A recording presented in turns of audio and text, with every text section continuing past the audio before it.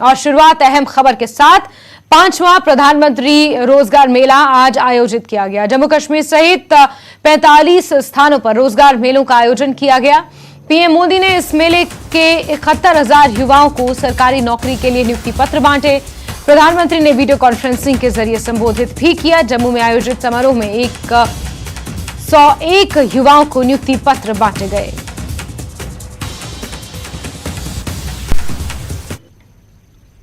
आज 70,000 से ज्यादा युवाओं को भारत सरकार के विभिन्न विभागों में सरकारी नौकरी का नियुक्ति पत्र मिल रहा है। आप सभी ने कड़ी मेहनत से ये सफलता हासिल की है। मैं आपको और आपके परिवार को बहुत बहुत बधाई और शुभकामनाएं देता हूं। आधुनिक इंफ्रास्ट्रक्चर का निर्माण हो, ग्रामीण क्षेत्रों का विकास हो या फिर जीवन से जुड़ी सुविधाओं का विस्तार हो, भारत सरकार की हर योजना, हर नीति युवाओं के लिए रोजगार के नए अवसर बना रही है। साथियों, बीते 9 वर्षों में भारत सरकार ने कैपिटल एक्सपेंडिचर पर करीब 34 लाख करोड़ रुपए खर्च किए हैं मूलभूत सुविधाओं के लिए। इस साल के बजट में भी कैपिटल एक्सपेंडिचर के लिए 10 लाख करोड़ रुपए तय किए गए हैं। इस राशि से देश में नए हाईवे बने हैं, नए एयरपोर्ट, नए रेल रूट, नए पुल, अनगिनत ऐसे आधुनिक इंफ्रास्ट्रक्चर के निर्माण से भी देश में लाखों नए रोजगार बने हैं। जिस स्पीड और स्केल पर आज भारत काम कर रहा है, यह भी आजादी के 75 साल के इतिहास में अभूतपूर्व है। 70 साल में भारत में सिर्फ 20,000 किलोमीटर के आसपास रेल लाइनों का इलेक्ट्रिफिकेशन हुआ था, जबकि हमारी सरकार में बीते 9 साल में भारत में करीब 40,000 किलोमीटर रेल लाइन का इलेक्ट्रिफिकेशन हुआ है, यानी डबल। 2014 से पहले हमारे देश में हर महीने सिर्फ 600 मीटर नई मेट्रो लाइन बिछाई जा रही थी। आज भारत में हर महीने 6 किलोमीटर, उस समय हिसाब मीटर का था, आज हिसाब किलोमीटर का है। 6 किलोमीटर नई मेट्रो लाइन का काम पूरा हो रहा है। वहीं जम्मू में रोजगार मेले के कार्यक्रम में केंद्रीय मंत्री कैलाश चौधरी जम्मू में मौजूद रहे। उन्होंने अभ्यर्थियों में नियुक्ति पत्र वितरित किए।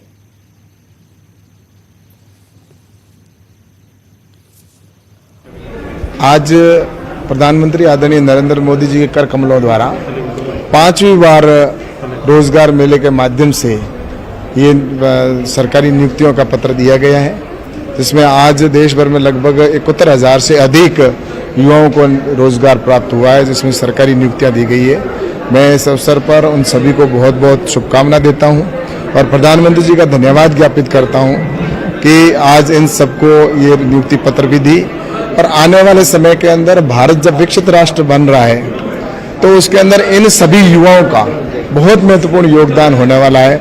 आज प्रधानमंत्री जी ने इन सभी को मार्गदर्शित भी किया और जिस तरह से उनका उत्साहवर्धन किया, और निश्चित रूप से जब विकसित भारत बनेगा तो उसके अंदर जो आज प्रधानमंत्री जी के नेतृत्व में काम हो रहा है, गति के साथ आगे बढ़ रहा है, तो इस गति के साथ जब विकसित राष्ट्र बने तो इन युवाओं का बहुत बड़ा योगदान होगा। तो मैं निश्चित रूप से आज इस अवसर पर इन सभी बंधुओं को बहुत बहुत शुभकामनाएं देता हूं और प्रधानमंत्री जी का धन्यवाद ज्ञापित करता हूं।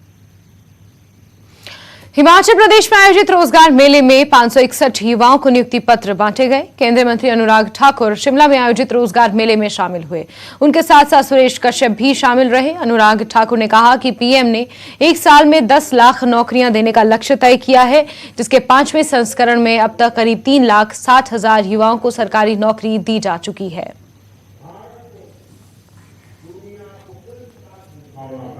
प्रधानमंत्री नरेंद्र मोदी जी ने भारत सरकार के माध्यम से 10 लाख सरकारी नौकरियां एक साल में देने का जो संकल्प लिया है, उस निर्णय के अंतर्गत आज 5वां संस्करण भारत सरकार में नौकरियां देने के नियुक्ति पत्र का था।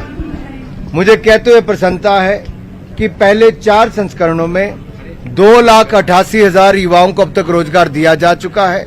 यही नहीं, भारत को विकसित भारत बनाने के लिए हम सब एकजुट होकर अमृत काल से स्वर्णिम काल की इस यात्रा में इकट्ठे मिलकर लगेंगे, प्रयास करेंगे और समय से पहले विकसित भारत का निर्माण करेंगे। मित्रों, मुद्रा योजना में भी करोड़ों लोगों को बैंकों से पैसा मिलकर स्वरोजगार रोजगार के अवसर मिले। स्वनिधि योजना में भी 40 लाख से ज्यादा रेहड़ी पटरी वालों को 10-10 हजार रुपए, अब तो कईयों को 50-50 हजार रुपए तक की सुविधा भी मिली है और इंटरेस्ट सब्वेंशन भी मिली है। इसी तरह से ही स्टार्टअप्स हो या स्टैंड अप इंडिया के माध्यम से हो, लोगों के लिए उद्यमी बनने का अवसर और उसके माध्यम से बाकियों को रोजगार देने के अवसर भी मिले।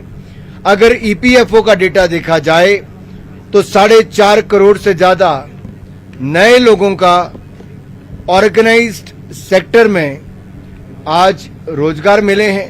ये अपने आप में पिछले कुछ सालों में बहुत बड़ी उपलब्धि है। मुझे पूर्ण विश्वास है जिस तरह से विदेशी पूंजी निवेश भारत में आ रहा है और भारत सरकार ने भी कैपिटल इन्वेस्टमेंट 10 लाख करोड़ रुपए की है, इससे पता चलता है कि रोजगार के अवसर और उत्पन्न होंगे। चलिए आगे बढ़ेंगे। उपराज्यपाल मनोज सिन्हा आज बड़गाम के हाट पंजू खान साहिब का दौरा करेंगे। उपराज्यपाल मनोज सिन्हा किसान संपर्क अभियान कार्यक्रम में शिरकत करेंगे। इस कार्यक्रम में किसानों को खेती की नई तकनीकों से रूबरू करवाया जाएगा।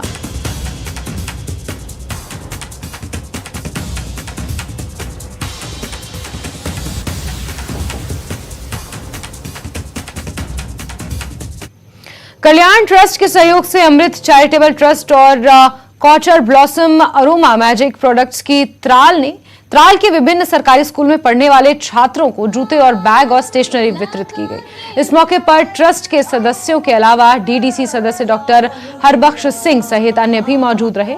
उन्होंने कहा कि भविष्य में इस तरह के और भी कार्यक्रम आयोजित होंगे ताकि बच्चों में शिक्षा के प्रति रुचि बढ़ सके।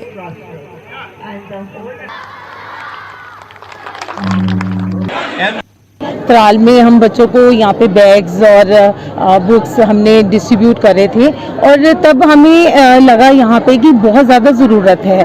बच्चे अभी बहुत सारी बेसिक जो उनकी ज़रूरतें हैं वो पूरी नहीं हो रही। देयर विदाउट शूज़, सॉक्स नहीं है उनके पास। और हमें लगा कि अगर हम चैरिटी कर रहे हैं तो उसमें कोई एरिया बाउंड्रीज नहीं होनी चाहिए। जहाँ पे हमें ज़रूरत महसूस हो हमें वहाँ पे जाके हेल्प करनी चाहिए। Plans, of course, we intend to help them more and of course to skill. That is my real future plans because I am so much into skilling. I really want to skill them. Skill के बारे में बात की, skill development, तो ये trend करवाएंगे बच्चों को ब्यूटिशियन कोर्सेज के लिए। बाकी कोर्सेज जो इनके एरोमा प्रोडक्ट्स में होते हैं या रॉ मटेरियल इनका यहाँ हमारे पहाड़ों से निकलता है, लेवेंडर है, सैफरान है, हनी है, उसमें इनकी एक्सपर्टीज है। ये वो भी चाहेंगे कि अगर यहाँ से लोग तैयार हो जाते हैं तो वो हम इनको सप्लाई वहाँ दे सकते हैं। एक रोजगार के तरीके से भी हम देख सकते हैं। तो उसके अलावा जो गर्ल स्टूडेंट्स हैं तो कुछ कॉलेजेस में, कुछ स्कूलों में मैंने रिक्वेस्ट की है इनको कि डिजिटल क्लासरूम्स जो है, स्मार्ट क्लासरूम्स, उसके लिए कोशिश करेंगे कि आगे आने वाले वक्त में हमारी कोशिश रहती है। यहाँ मैं जो ट्रस्ट चला रहा हूँ अमृत चैरिटेबल ट्रस्ट, तो मैंने कोशिश की, मैंने इनको रिक्वेस्ट की तो इन्होंने मेरी रिक्वेस्ट मांगी। I am very thankful to all of them. Kargil जिले के हज यात्रियों के लिए एक ओरिएंटेशन प्रशिक्षण कार्यक्रम आयोजित किया गया। कार्यक्रम में 307 हज यात्रियों ने हिस्सा लिया। संसद सदस्य लद्दाख ने वर्चुअल रूप से भाग लिया और तीर्थ यात्रियों को बधाई दी। लद्दाख को यूटी का दर्जा मिलने के बाद लद्दाख से 465 हज यात्रियों का चयन किया गया है। मैं आप लोगों को आज ये बताऊं कि बहुत मुबारक का दिन है कि जितने भी हुज्जाज किराम ने अप्लाई किया था सभी सेलेक्ट हो गए। आज से पहले जितने भी अप्लाई करते थे तो उसमें ड्राफ्ट लॉट्स की वजह तरीके से हम सेलेक्ट करते थे, लेकिन इस साल ये मुबारकबादी का मुकाम है कि जब से हज कमेटी यहाँ पे तश्कील हुआ और उनकी मेहनत और एडमिनिस्ट्रेशन और लद्दाख ऑटोनोमस काउंसिल की मेहनत, हमारे यूनियन टेरिटरी लद्दाख की मेहनत की वजह से जितने भी एप्लीकेंट्स थे पूरे लद्दाख में सभी सेलेक्ट हो गए। और जहाँ तक इनके इंतजाम का अगर हम बात करें, और चलिए इस बीच बात एक बड़ी खबर की कर लेते हैं, जहां भारत और चीन में बातचीत हो रही है। लोकल कमांडर लेवल पर यह बातचीत जारी है। ये कोई कोर कमांडर मीटिंग नहीं है। कई मुद्दों को बैठक में उठाने की उम्मीद है। डेप्सांग और डेमचौक से संबंधित मुद्दों को उठाने की उम्मीद जताई जा रही है। बड़ी खबर आपको बता रहे हैं, भारत और चीन के बीच बातचीत का सिलसिला जारी है। आपको यह भी जानकारी दे दें, कोई कोर कमांडर मीटिंग नहीं है, बल्कि कई अहम मुद्दों पर इसमें बातचीत हो सकती है। आकाश हमारे सहयोगी ज्यादा जानकारियों के साथ फोन लाइन पर मौजूद हैं। आकाश, इस बातचीत को लेकर क्या कुछ अपडेट्स?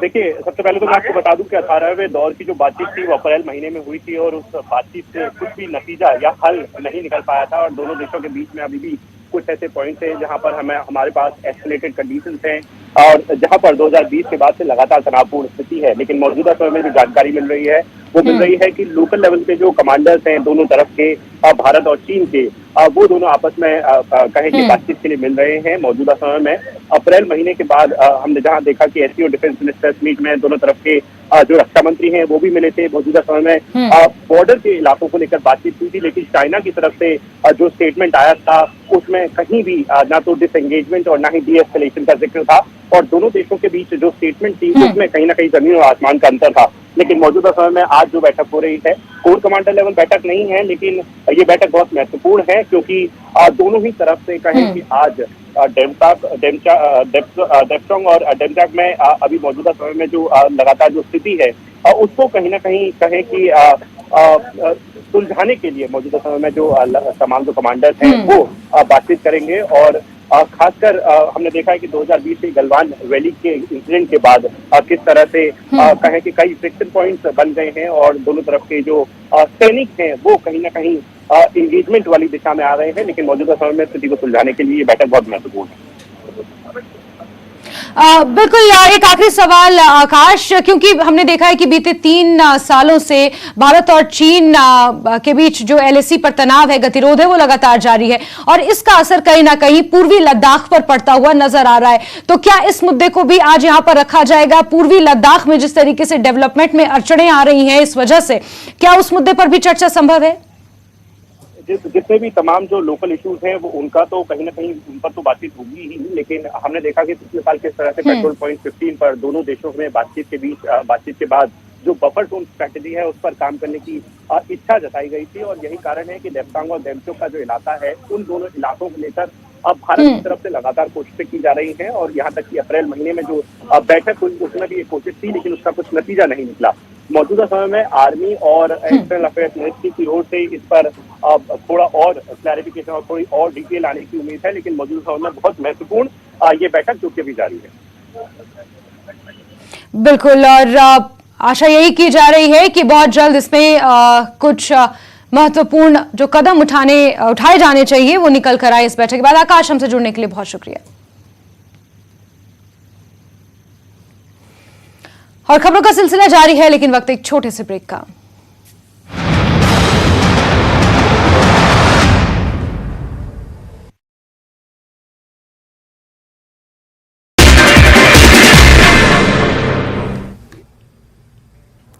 नमस्कार, धारवी रफ्तार भी में आपका बहुत स्वागत करते हैं। मैं हूं आपके साथ हिना जुबैर। शुरुआत करेंगे अहम खबरों से। उपराज्यपाल जम्मू कश्मीर मनोज सिन्हा ने अनंतनाग का दौरा किया। मनोज सिन्हा ने किसान संपर्क अभियान में किसानों और पीआरआईज को संबोधित किया। उपराज्यपाल ने किसानों की जागरूकता के लिए लगाए गए विभिन्न स्टॉल्स का भी निरीक्षण किया। हज यात्रा से पहले हवाई किराए में बढ़ोतरी, जम्मू कश्मीर के हज यात्रियों में निराशा। हज कमेटी की चेयरपर्सन सफीना बेग की सरकार से किराया कम करने की मांग।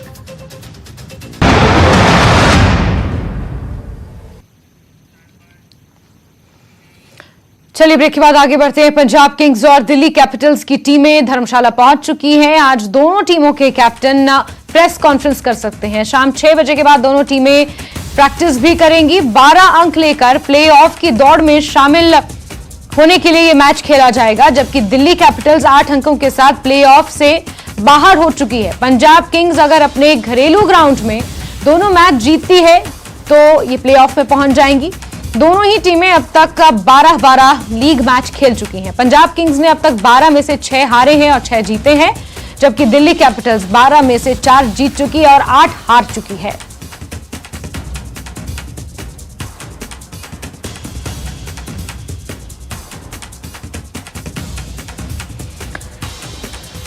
तो टीमें धर्मशाला पहुंच चुकी हैं और ये माना जा रहा है कि आज शाम को प्रेस कॉन्फ्रेंस भी की जाएगी दोनों टीमों के कैप्टन्स द्वारा। दोनों टीमें, आपको ये बता दें कि आईपीएल की अभी तक अगर टैली देखें तो 12-12 मैचेस दोनों टीमें खेल चुकी हैं। पंजाब किंग्स 6 जीत चुकी है, 6 हार चुकी है। और वहीं अगर दिल्ली की टीम की बात करें तो 4 मैच महज जीती है और 8 मैच हार चुकी है। आज पंजाब किंग्स की टीम प्लेऑफ में पहुंचने के लिए खेल रही है। इसके बाद अगर आज जीतती है तो राजस्थान रॉयल्स के साथ मुकाबला होगा और फिर फाइनल्स में पंजाब की टीम पहुंच जाएगी। इससे पहले माना जा रहा है कि आज शाम 6 बजे दोनों टीमों के खिलाड़ी नेट प्रैक्टिस भी कर सकते हैं। प्रेस कॉन्फ्रेंस भी दोनों टीमों के कैप्टन आज कर सकते हैं। धर्मशाला एचपीसीए स्टेडियम में ये मैच खेले जाएंगे 17 और 19 मई को। विश्व का सबसे ऊंचाई पर स्थित एचपीसीए स्टेडियम है जहां पर ये मैच खेले जाएंगे। इसको लेकर लोग काफी रोमांचित हैं, उत्साहित हैं। धर्मशाला घूमने आए पर्यटक भी इन मैचों का लुत्फ उठा सकेंगे। ये मैच पूरे तरीके से हाउसफुल है, टिकट्स पूरी सोल्ड आउट हो चुकी हैं और टीमें भी पहुंच चुकी हैं। दिल्ली और पंजाब की टीम पहुंच चुकी है और आज शाम 6 बजे नेट प्रैक्टिस भी यहां पर देखने को मिल सकती है। तैयारियां पुख्ता कर ली गई हैं। स्टेडियम अपने आप में बेहद खूबसूरत है। धौलाधार की वादियों से घिरा हुआ ये स्टेडियम है और यहां पर 17 मई और 19 मई को आईपीएल के 2 मैच खेले जाने हैं, जिसको लेकर तैयारियां एचपीसीए ने पूरी कर ली है। टीमें भी पहुंच चुकी हैं और धर्मशाला एक लंबे समय के बाद आईपीएल के मैचों का गवाह बनने जा रहा है। बेहद खूबसूरत स्टेडियम में जब अंतर्राष्ट्रीय स्तर के खिलाड़ी खेलेंगे तो लोगों का उत्साह और रोमांच देखते ही बनेगा। पंजाब और दिल्ली की टीमें धर्मशाला में पहुंच चुकी। तस्वीरें हम उस वक्त की दिखा रहे हैं कांगड़ा एयरपोर्ट की, जब यहां पर पंजाब के प्लेयर्स और दिल्ली के प्लेयर्स पहुंचे थे। आप तस्वीरों में साफ देख सकते हैं पंजाब की टीम यहां पहुंची हुई है और 17 मई को यह मैच खेला जाएगा दिल्ली और पंजाब की टीमों के बीच। और सीधे रुख करते हैं हमारे सहयोगी विचित्र का, इसी खबर पर ज्यादा जानकारियों के साथ जुड़ गए हैं। विचित्र, आज से ये कहा जाए कि मैचों को लेकर रोमांच शुरू हो जाएगा, उत्साह शुरू हो जाएगा, तो शायद गलत नहीं होगा क्योंकि टीमें पहुंच चुकी हैं। मैच खेला जाएगा और स्टेडियम भी सजकर तैयार है। आपके पीछे भी मैं देख पा रही हूं खिलखिलाती हुई धूप है, धौलाधार की वादियां हैं और बहुत जल्द बस इंतजार हो रहा है तो मैच का। विचित्र,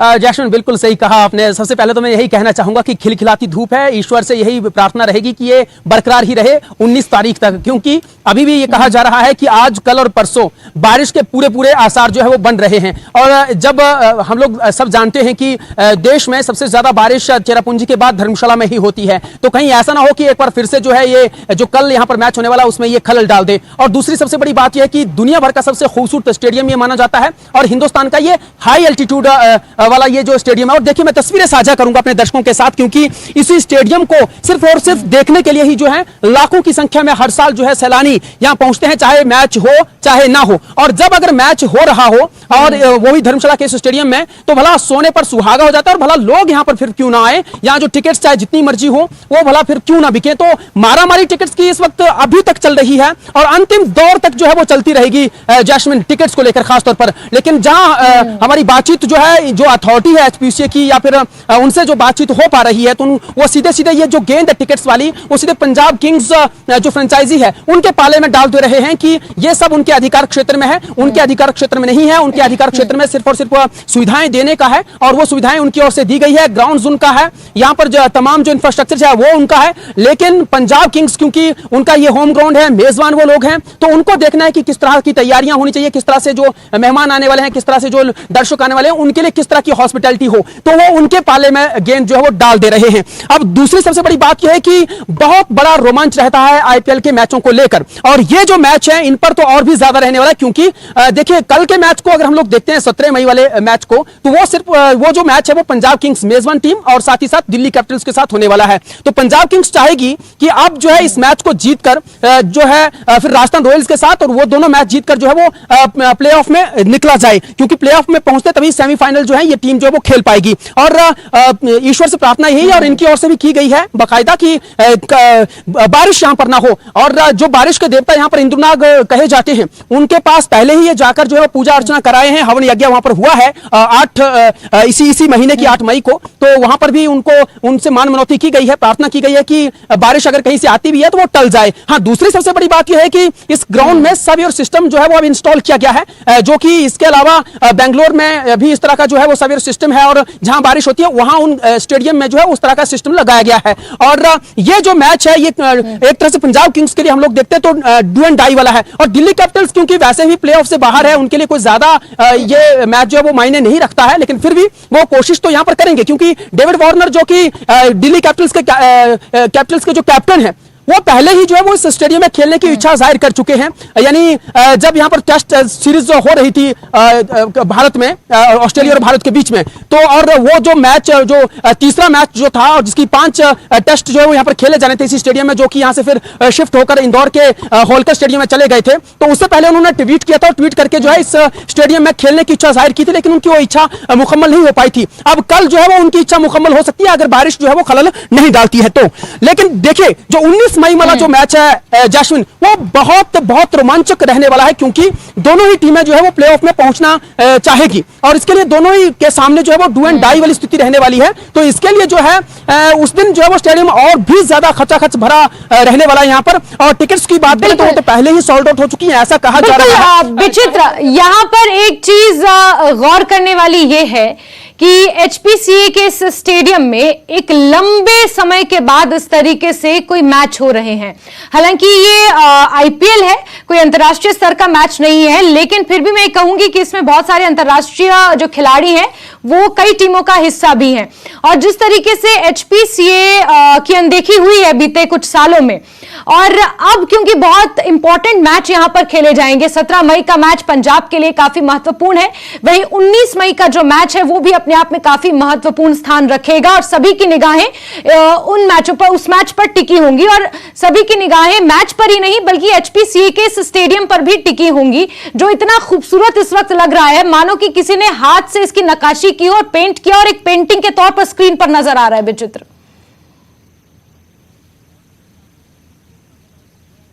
जैस्मिन, बिल्कुल देखिए यहाँ हम लोग जज्बाती हो रहे हैं, और जज्बाती वैसे होना नहीं चाहिए, लेकिन बिल्कुल ऐसा लग रहा है जैसे कुदरत ने जो है यहाँ पर अपनी नकाब, यानी यहाँ पर देखें हम लोग तो नायाब जो है वो नक्काशी की हो, और वैसे भी उसके लिए जो है सोने पर सुहागा हम लोग पहले भी टाइटल के साथ इस स्टेडियम को दिखा चुके हैं कि सोने पर सुहागा क्या होता है। एक तो देखिए इस कुदरत ने इतनी खूबसूरती के साथ इस धौलाधार रेंज को बनाया, जो कि दुनिया भर में आपको इस तरह से स्नो कवर्ड रेंज कहीं देखने को नहीं मिलेगी। उसी की गोद में इतना खूबसूरती ये जगह है, ये प्लेटफॉर्म है, दाद देते हैं उन शख्सियत की जिन्होंने जो है इस स्टेडियम की कल्पना यहाँ पर की है और इस स्टेडियम को यहाँ पर बनाया है। और दूसरा ये कि अब इस स्टेडियम में और भी नए चीजें जो है इंस्टॉल की गई, जैसे सर्वेयर सिस्टम यहाँ पर इंस्टॉल किया गया है। इसके अलावा इंफ्रास्ट्रक्चर बहुत जबरदस्त यहाँ पर जो है वो अब फिर से रेनोवेट जो है वो किया गया है। यहाँ पर बहुत सारी चीजें यहाँ मरम्मत की गई है, बहुत सारी चीजें यहाँ पर चेंज भी की गई है।